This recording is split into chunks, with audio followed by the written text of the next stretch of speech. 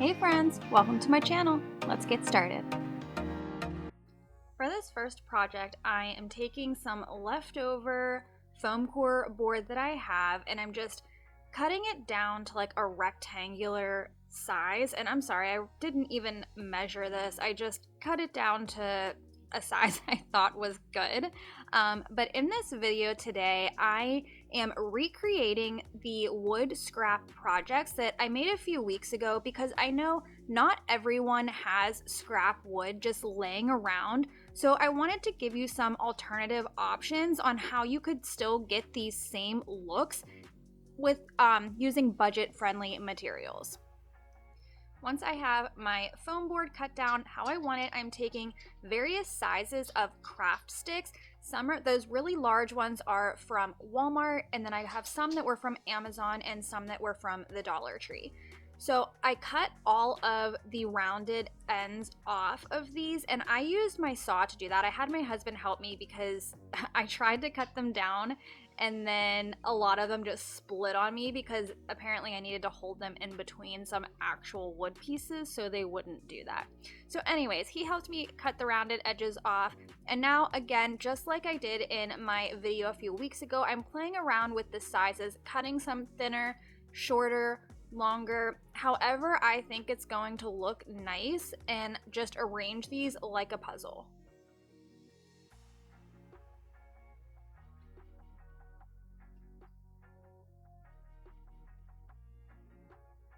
So after I have everything laid out how I want it, again, I am taking some stain and I'm gonna stain all of my pieces. So here I used special walnut, I used a whitewash, I used the antique Waverly wax, I used a Valspar antiquing glaze, and then I also used an ebony stain. And a lot of them I also left bare, I also used a sun bleach stain. And then a lot of them I left in their just bare natural tone. So I didn't want to go through a whole lot of this because I did just show this exact same process. I think it was in last week's video, it might have been 2 weeks ago. But I go a little more in depth there. But once I have all of my pieces stained and then they dry, I'm just going to use some hot glue to attach it to my foam board. Keeping with the budget-friendly theme of today's video, I found these little mountain pieces at the Dollar Tree, and I'm taking the words off of them. I am going to be using the back sides, and we're going to paint them with the brown Truffle color by Waverly chalk paint. But I did want this back part to, or the technical front part, to be smooth so that when we glue it down, it sits nice and flat.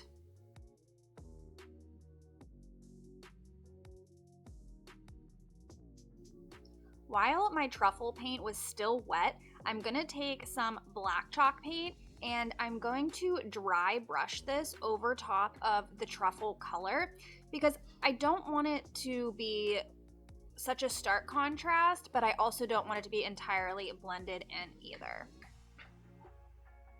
And then once that part is dried, I'm going to take some white chalk paint and we're going to create our mountain peaks. I've seen a lot of these like mountain and scrap wood art pieces on Pinterest. I'll pop one up on the screen so you can see what I'm talking about. But when I saw these little mountains at the Dollar Tree, I knew exactly that this was what I wanted to do with them.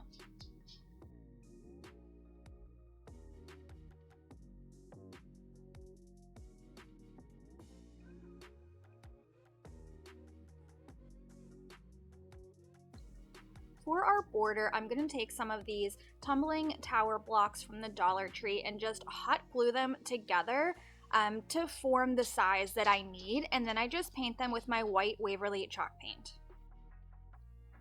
I went back and forth with thinking, should I use wood glue or the hot glue, and honestly I think the hot glue worked out just fine. I did have to cut a few of the tower block pieces down slightly shorter, and you'll see that one on the very end is going to be a little bit smaller, so I just measured out how many I needed and cut it down with a hand saw.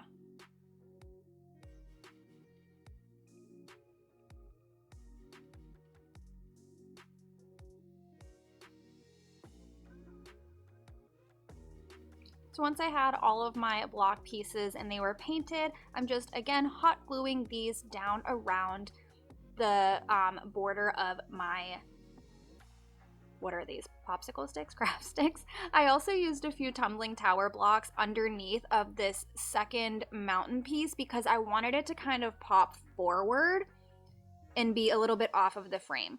And I actually didn't end up putting a white border around the bottom of it. I was going to, but it kind of, because I have this one mountain sitting up a little bit higher, it didn't really sit right, and my husband thought it looked fine without the white border at the bottom, so I went along with his decision and left it off.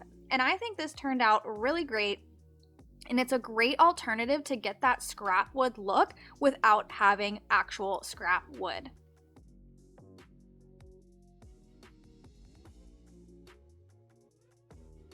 For the next one, I'm taking these little boxes that you can find at the Dollar Tree and I'm removing the middle of them, the inside drawer of them. We don't need that part, so I'm just going to set it off to the side, and then I'm going to hot glue my two boxes together.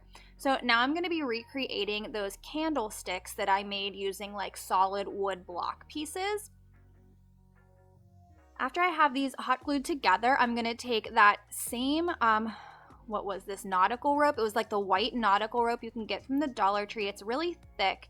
I did untwist them, and then you get 3 thinner strands, and I'm just using one of those strands to go around this block. I do end up having to use a little bit more than one because these wood blocks were a little bit thicker than the wood pieces I used in my last video, and I didn't have to use quite as many.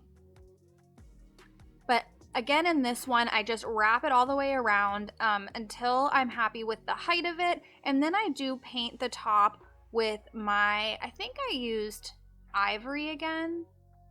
No, maybe this time I used Linen White by Rust-Oleum. I think that's what I used. So I go around right until just below that seam of where the two boxes come together, because I also want to add in that leather strip that I used in the last video, but I want to use the leather strip to cover up that seam. And I thought it looked nice just like sitting on top of the rope this time, right above it, rather than in the middle of the rope. And I just hot glued this on the very back. I did not hot glue it around either of like the 3 other sides. Then I took just a tea light candle and I'm using that and placing it right in the center, just hot gluing it right down there. I did paint the edges of the tea light with the same color paint as my base. And the last step we're going to do here is take our antique Waverly wax and distress all of the corners. That was it for this one. This one was so easy and so quick to make, and such a great dupe for the other solid wood block candle holders that I made.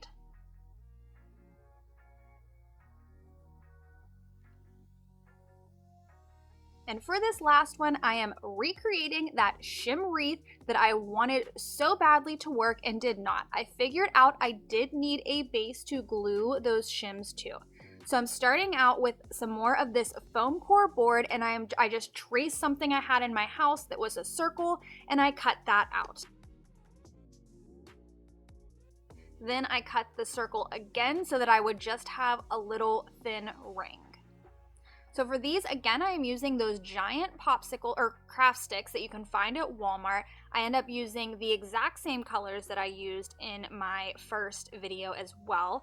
And I have 4 sets of, well, I started out with 5 halves of my craft sticks, but I ended up needing 6, and that's the same amount that I used in my last video. So I painted all of them with my 4 colors. I used moss, ivory, ink, and then Waverly wax, the antique Waverly wax. And you'll see here, I didn't completely cover the sticks because I didn't paint the part where like my finger was holding it, and I thought that part would be covered up, but it actually turned out that it wasn't. So I do go back and touch that up a little bit. I don't show that, I didn't think it was necessary, but I do just go back with a tiny little detail paintbrush and fix those little spots. So here I am just gluing it all down to my makeshift wreath form. using my foam core board, and I just kind of placed them at a slight angle. So the very first one, that very first ivory one that I placed down, I placed it at too much of an angle. So I end up having to like kind of cover that up with something. It didn't look terrible. I mean, you totally could have left it just like this. It looked fine, but the last two pieces just didn't sit exactly like the way that the rest of the wreath does. And you'll see what I'm talking about here in a second. But I'm just gonna work my way all the way around, placing all of my craft sticks at a slight angle. So here you can see I am placing that last craft stick in, and they just don't kind of lay the same as the rest of the wreath does. But like I said, it's fine. You could have left it just like that anyways. But I decided to take some really thick burlap ribbon that I have, cut it in half because I did want it to be thinner. And then I also cut those little like trim pieces off as well. I am going to hold on to those though, because I'm going to use that to tie my bow together in the center.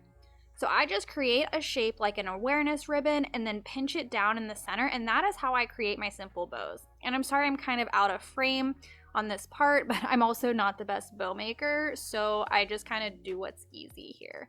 But I'm taking one of those little strips I cut off of the edges, tied it around the back, and I did wrap it around 3 times, but you completely couldn't even see that part, so I left it out. But all I'm gonna do is dovetail my edges, or my ends up tail, oh my gosh, my tails of my ribbon, and then hot glue it down right over where those little craft sticks like kind of sat a little funny, and that's it. I love the way this turned out. I actually really love the rounded edges of the craft sticks rather than them being completely flat. Let me know what you guys think in the comments. That's it for today's video. I will see you in the next one.